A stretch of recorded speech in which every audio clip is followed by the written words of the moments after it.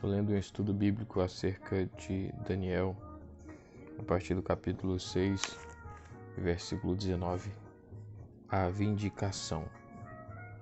A simpatia do rei por Daniel o dominava. Se Daniel estava seguro, seria somente pelo poder do Deus vivo. Versículo 21, a resposta educada de Daniel é quase irônica. Daniel estava vivo, apesar do édito do rei, em virtude da intervenção do seu Deus. Somente ele poderia dar vida longa aos vivos. Versículo 22. Fui considerado inocente de forma nenhuma. Ele foi desleal ao rei, pois ao recusar uma ordem errada, estava servindo bem ao rei. Versículo 24. Os acusadores foram castigados na forma que tinham maquinado para Daniel. Os homens podem ser todos ou alguns dos 120 sátrapas, junto com as suas mulheres e seus filhos. Está em concordância com a prática dos registros persas.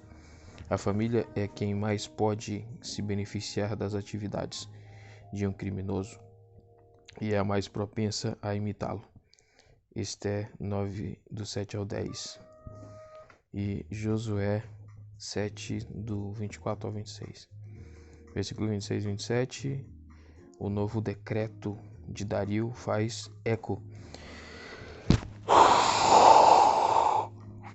ao de Nabucodonosor, em 4, 3, 34, 35, colocando o Deus de Daniel acima de todos os outros com base na experiência. Permanece Aram Kayam, mais tarde se tornou um título comum para Deus em círculos judeus e samaritanos.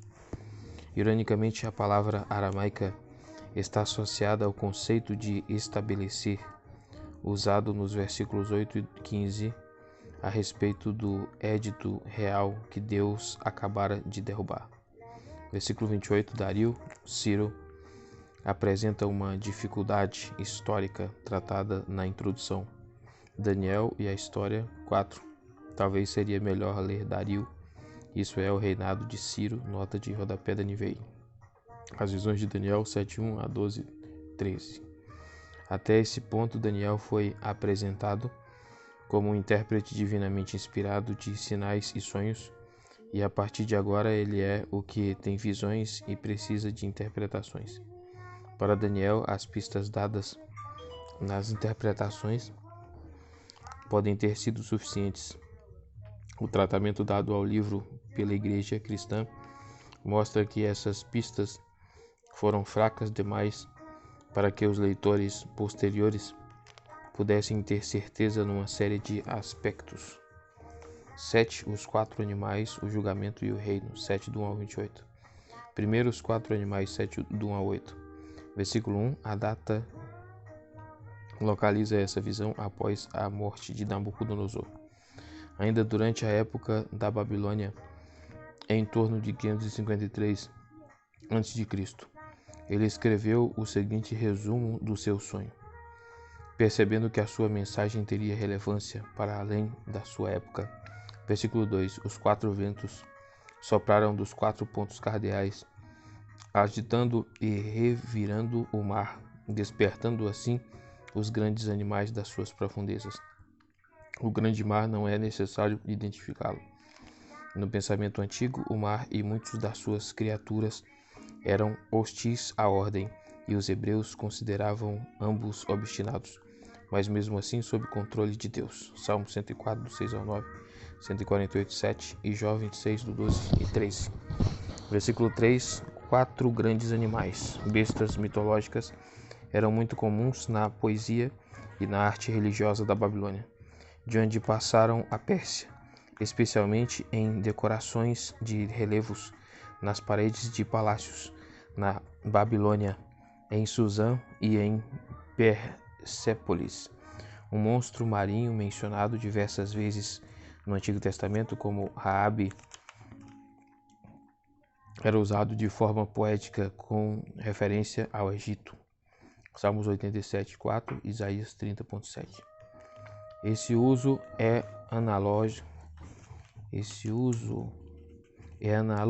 ao de Daniel, pois o versículo 17 nos informa que os 4 grandes animais são 4 reinos, ou reinos personificados nos seus governantes, que se levantarão na terra.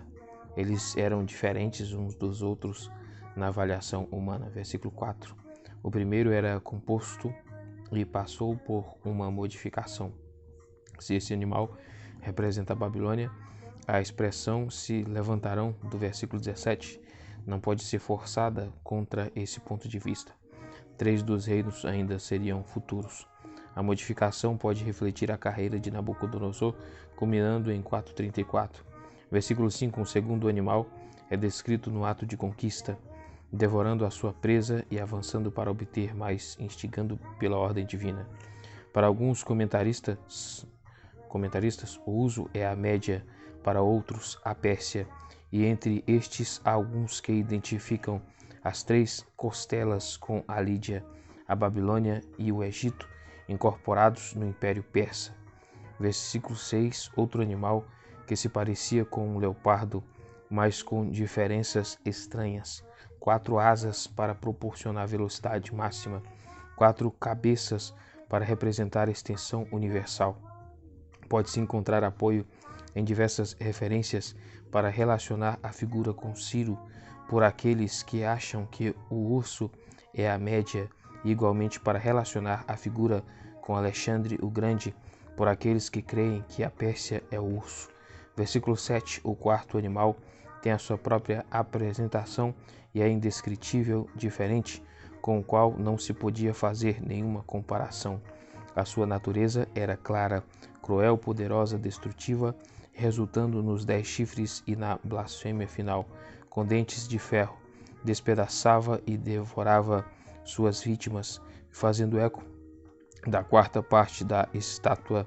No capítulo 1 deles saíam 10 chifres e um 11º, chamado de chifre pequeno, mas que parecia maior do que os outros.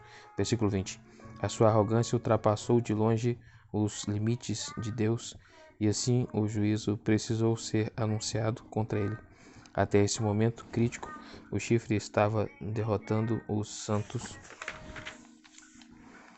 Acrescenta no versículo 21, e era isso que não podia mais ser tolerado. 2. O julgamento, 7, do 9 ao 14, versículo 9 e 10. Do horror do animal com chifres, Daniel foi dirigido para o esplendor solene da corte celestial. Lá estava sentado um ancião de dias, árabe, venerável, totalmente puro, veste branca, cabelo branco, purificando do erro e consumindo-o com o fogo. Por saber tudo o que tinha ocorrido na história, ele estava qualificado para julgar o último arrogante, assim como tinha julgado os outros antes. Assíria, Isaías 10, Babilônia, Isaías 14, etc. A autoridade judicial era demonstrada no rio de fogo e poder necessário nos incontáveis milagres que o serviam. Ao longo do juiz, tronos foram colocados e não derrubados como Naviá para os atendentes principais. Confira 3:25. Diante desse corte, os livros que registravam os atos dos acusados foram abertos. Registros celestiais de atividades humanas são mencionadas por muitos escritos antigos. Salmo 56:10, Malaquias 3:16, também Êxodos 32, 32 e 33. Versículo 11, leia: Então eu observava do som das grandes palavras. Fiquei olhando até que o animal foi morto. Nada poderia distrair o vidente, até que o drama terminasse com o julgamento dos arrogantes no fogo da justiça. Versículo 12, 3 animais permaneceram impotentes para o tempo determinado, como em 4:25. Versículo 13 e 14, viu alguém semelhante a um filho de homem, contrastando com os animais que eram inerentemente hostis a Deus. Estava essa figura visionária como um ser humano. Esse é o significado do filho de homem, como em Ezequias 2:1, etc., semelhante a filho dos deuses em 3:25, ao passo que Nabucodonosor parece ter visto uma pessoa celestial no contexto do seu julgamento terreno. Daniel viu um ser humano no lugar da justiça de Deus. Essa figura, no entanto, veio com as nuvens dos céus em todos os outros textos do Antigo Testamento, e fora dele as nuvens acompanham a deidade, embora esta geralmente venha montada nelas ou entre elas. Há então um elemento celestial além do humano. Se alguma realização terrena capacitou um mortal a subir ao céu sem passar pela morte e a aparecer diante do ancião, ou se um ser celestial assumiu a forma humana, ainda é uma questão em aberto. A investidura que segue é única por seu estilo. O reino claramente faz eco da descrição do reino de Deus feita em 4.3, 5.26 e especialmente 2.44, mas também do reino dos santos com o qual é identificado. Versículos 18 e 27. Muitos interpretam a figura do Filho do Homem, à luz desses últimos versículos, como um símbolo do povo de Deus, um representante humano. Contra esse ponto de vista, temos a evidência indisputável a favor da reconhecida compreensão messiânica do texto do Novo Testamento. Somente 2 versículos depois da comparação do livro com base na data tardia e nos escritos judaicos um pouco mais tarde, em que aquele das nuvens é também um título messiânico. A manutenção desse ponto de vista no judaísmo, apesar de sua adoção pelos cristãos, sugere que possuía status antigo e autorizado. 3. As interpretações 7 do 15 ao 28. Versículo 15. A reação de Daniel foi como o susto e a preocupação de Nabucodonosor acerca do propósito da sua visão. Versículo 16. Ele encontrou um intérprete cuja primeira resposta sucinta continha os indícios básicos, o significado ou a verdade ara, como em é verdade, ó rei, ara, em 3:24. Versículo 18. O povo de Deus deve usufruir do domínio confiado ao que é semelhante a um filho do homem, dos versículos 13 e 14.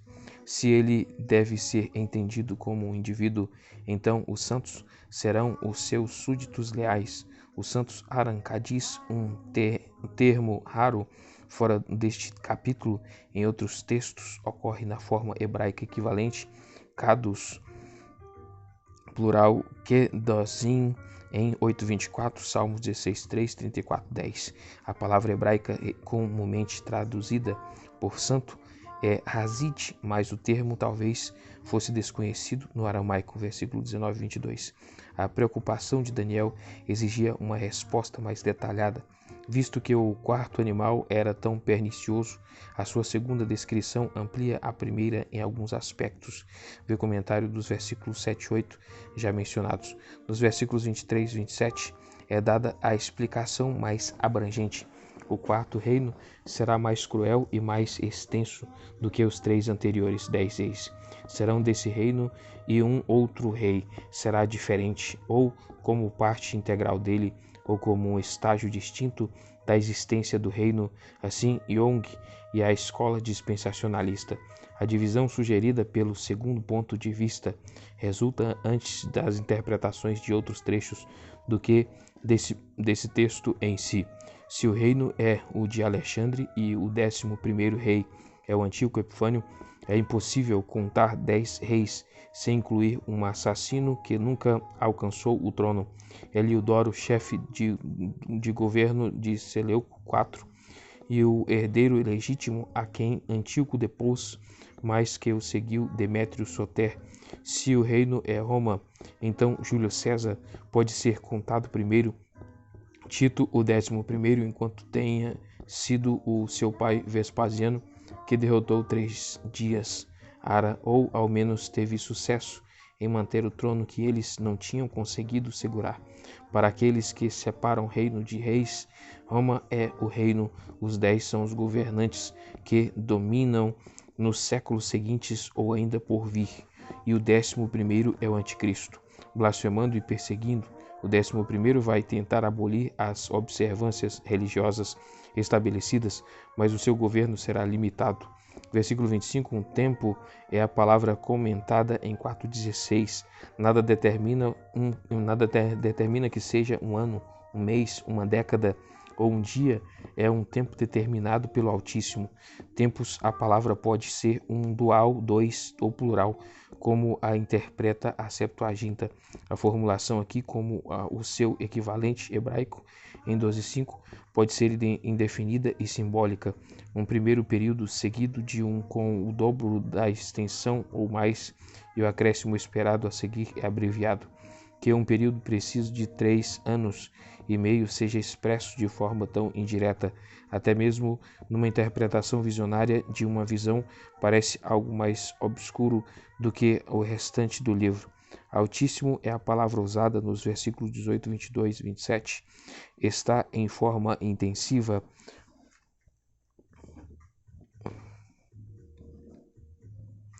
Um superlativo mais forte do que o termo usado na segunda cláusula e em outros textos. Versículo 27. Reinos serão entregues nas mãos dos santos. Em interpretações históricas, esse reino precisa ser tratado como espiritual. Futuristas podem entendê-lo da mesma forma, começando com o segundo advento ou como o milênio de Cristo e da sua igreja na terra. Versículo 28. A visão se completou, deixando Daniel perturbado, aterrorizado, como uma impressão profunda e constantemente retornaria à sua mente.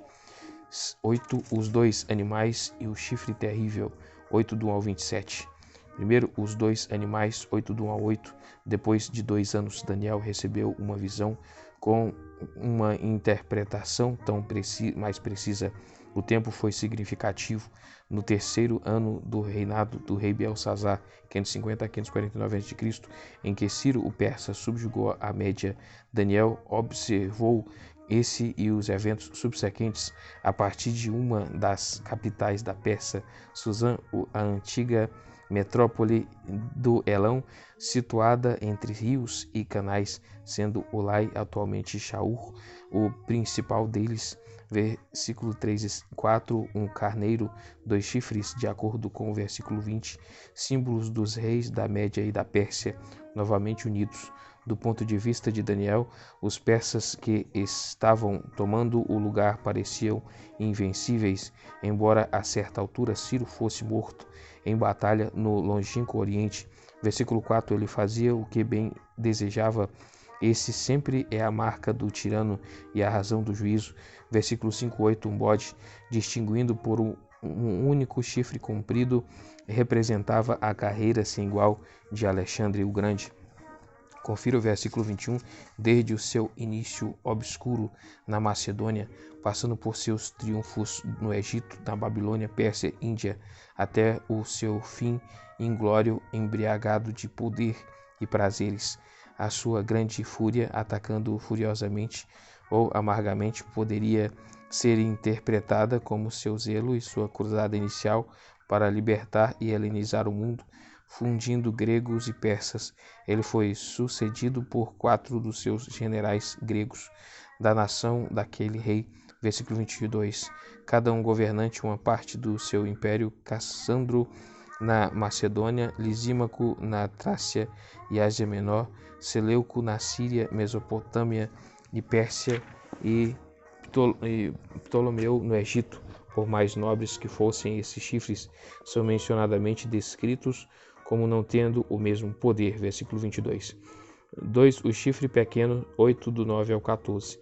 Um pequeno chifre que logo cresceu saiu de um deles, dos reinos, e não dos indivíduos. Aliás, o estado seleucida na Síria.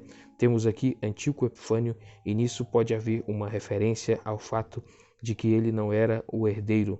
O hebraico traz outro ou um chifre, mas a maioria dos comentaristas e a NVI trazem um chifre pequeno por meio de uma ligeira emenda, produzindo uma expressão paralela ao aramaico de 7:8.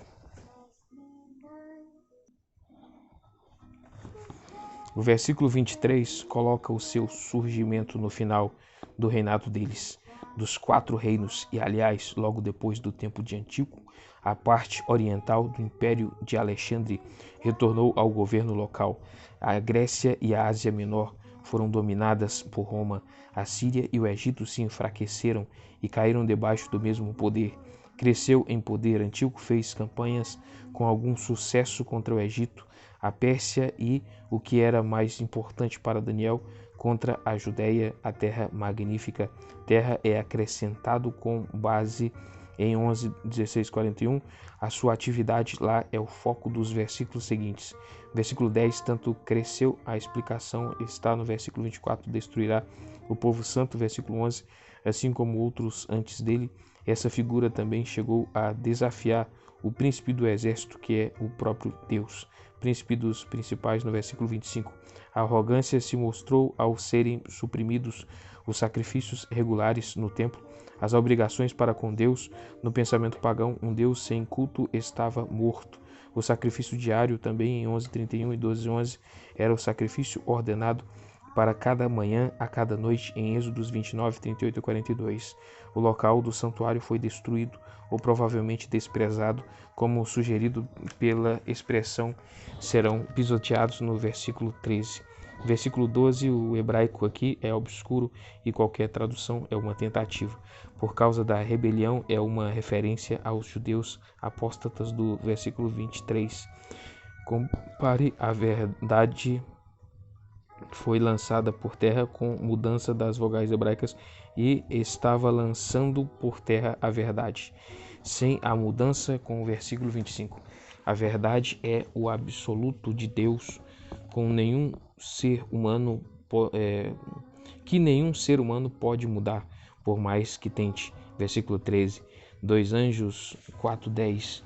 O que um deles perguntou ao outro era o conteúdo da visão. A preocupação do que perguntava era a duração do horror, que ele sabia que devia ter um fim. Versículo 14. Um tempo me foi revelado, de acordo com o texto maçorético, e foi revelado a ele, de acordo com muitas versões RSV. De qualquer forma, ambos queriam saber. 2.300 tardes e manhãs, o primeiro dos números misteriosos de Daniel, que têm sido debatidos já por 2.000 anos. Qualquer pessoa que tentar fazer cálculos exatos deve observar algumas grandes incertezas. O ano pode ter sido lunar, 354 dias, ou solar, 364/5 dias, com o acréscimo de um mês ao ano lunar em intervalos para manter a sincronia com as estações. Os intervalos eram desconhecidos no caso da Palestina. As datas exatas da entrada de Antíoco em Jerusalém ou do seu decreto até 1954, a sua morte, podia ser datada entre a primavera de 164 e 163 a.C. Aí a publicação de uma lista de 3 da Babilônia mostrou que foi em novembro a dezembro de 164 a.C. Nesse versículo e no versículo 26, os termos hebraicos tardes e manhãs poderiam significar 2.300 dias inteiros, ou 2.300 sacrifícios da noite e da manhã, ou seja, 1.150 dias. A expressão é única. Gênesis 1:5 e outros trechos citados como provas por aqueles que argumentam a favor do período mais longo, Jung especificam o dia.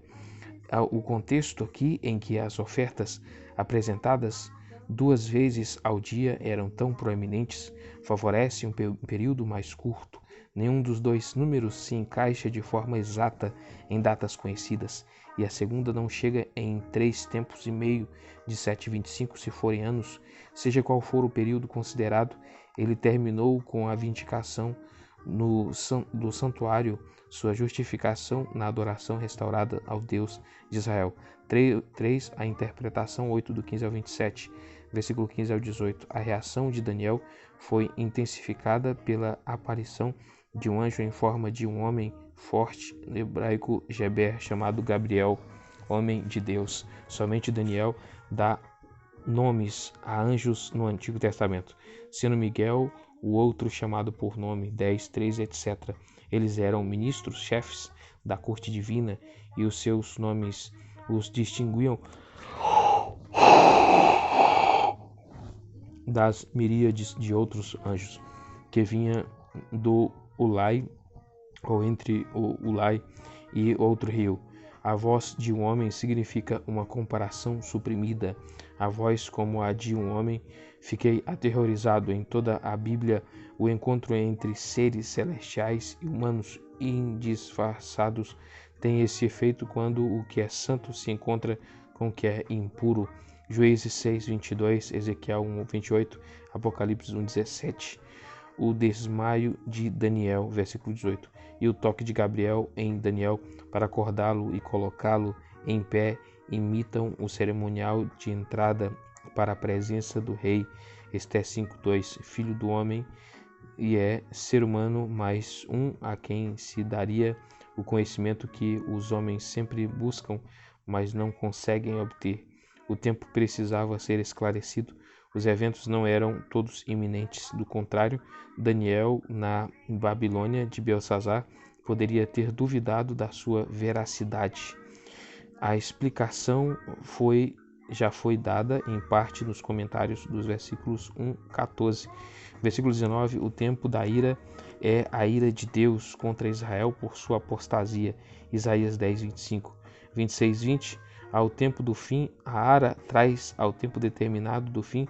Melhor seria, pois, um tempo determinado tem um fim. Confira Nebe, como em 4:26 foi estabelecido um limite, o plano de Deus estava completamente formado. A rebelião é uma referência aos judeus que adotam costumes helenísticos sem levarem em conta as suas próprias leis religiosas. 1 Macabeus 1:11. Eles estavam dispostos a se conformar à vontade do rei insolente, Deuteronômio 28:50, enganoso e destrutivo. Versículo 24, a RSV trata como duplicação do versículo 22 a expressão, mas não terão o mesmo poder que o texto maçorético traz aqui. A Nebe omite a expressão sem comentário. Young dá a ideia de permissão divina que a repetição contém como razão para mantê-la. Versículo 25. Muitos estudiosos associam destruirá muitos que nele confiam ao ataque do cobrador de impostos de Antíoco, relatado em 1 Macabeus 1, 29 a 36. Todos os seus atos maldosos conduziram o rei ao seu ataque contra Deus e a sua queda por intervenção divina, morrendo no seu leito de enfermidade, tendo perdido Jerusalém. Versículo 26. A explicação de Gabriel foi concluída com a declaração de que a visão estava correta, com base no padrão de 2:45, etc. O seu cumprimento deveria ocorrer muito tempo depois da época do vidente, de modo que se tomou precaução para preservar o registro. Selar significa fechar. 12:4, Isaías 8:16, versículo 27. Por mais distantes que fossem os terríveis eventos, a sua promessa teve um efeito físico maior sobre Daniel do que a visão pavorosa anterior do capítulo 7, novamente em parte por causa de sua incapacidade de entendê-la. 9. Uma oração e uma visão, 9, do 1 ao 27. Primeiro, a oração de Daniel pelo seu povo, 9, do 1 ao 19. Versículo 1, Dario, filho de Xerxes. A nota de rodapé da NVI traz Assuero. Versículo 6:1, a introdução, Daniel e a história. 4, o nome Assuero aparece como Xerxes no grego, da linguagem dos medos. O destaque é dado aqui à data. Versículo 1, e segundo, pois ocorreu uma grande mudança na história do mundo e nos destinos dos judeus quando Dario foi constituído governante do reino babilônico. Seja qual for a solução aceita para a questão de Dario, a data pretendida é claramente 539 a.C. A data do capítulo 5, Daniel, consciente do governo de Deus na história, pensou nas questões da época à luz da profecia anterior e percebeu que Jeremias 25:11, predizendo um período de 70 anos na Babilônia, estava quase se cumprindo. Como as outras situações, não é necessário forçar a exatidão do número. A descoberta de Daniel o levou a orar para que Deus lembrasse da sua promessa de restauração, uma oração penitente e determinada envolvendo de corpo e alma. Até esse ponto e depois da oração, Deus é retratado principalmente como o governante absoluto do universo. Mas aqui, na oração de Daniel, ele com frequência recebe o seu nome Senhor, Javé peculiar e relação de aliança com Israel. Em toda a oração, o elo entre Deus e o seu povo fundado no Sinai está em vista, assim como em Jeremias. Com os termos da aliança como sua vara de medir, Daniel avaliou ambos, Deus e Israel. Tanto quanto Deus estava à altura do padrão, Israel estava abaixo dele, de forma que a oração teve de começar com uma confissão de pecado e de castigo totalmente adequado. Em linguagem, a oração é semelhante às de Esdras 9 e Neemias 1 e 9, mas é independente delas, compartilhando uma herança que vem desde Deuteronômio. Assim, o versículo 4 está enraizado em Deuteronômio 7, do 9 ao 21. O versículo 5 é semelhante à oração de Salomão em 1 Reis 8:47, o versículo 6 lembra Jeremias 26, 5, etc. Deus é justo, não se pode apresentar acusação contra ele. Israel precisa baixar a cabeça por causa da sua infidelidade. É Deus que se mostra misericordioso e perdoador. Israel não tem nada para perdoar, só pode clamar por misericórdia, apesar de termos sido rebeldes.